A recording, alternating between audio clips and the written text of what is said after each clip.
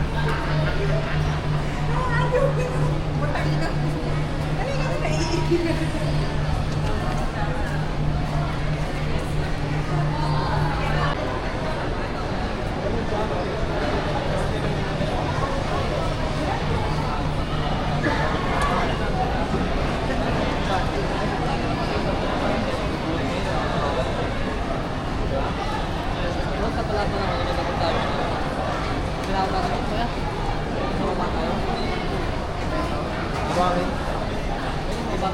Bang naka...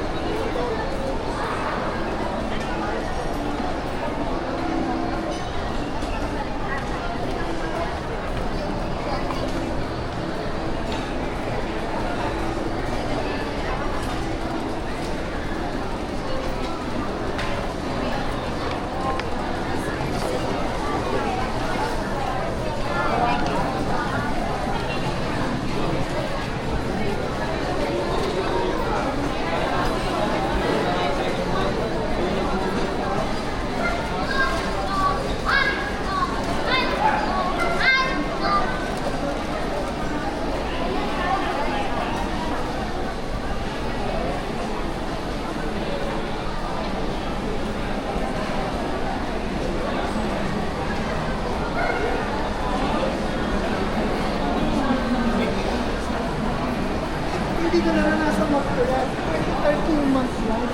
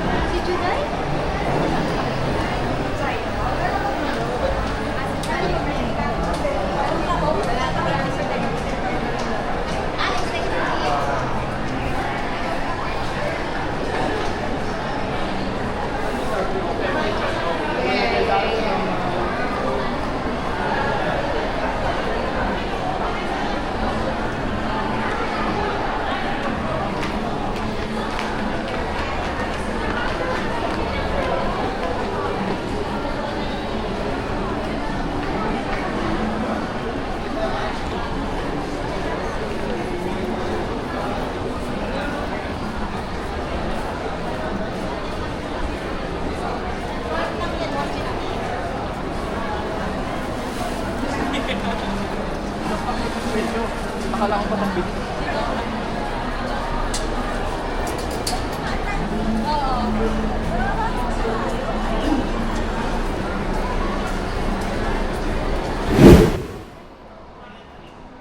After window shopping, syempre, nakakapagod. So I choose to eat at Buffet 101 dito sa Glorieta.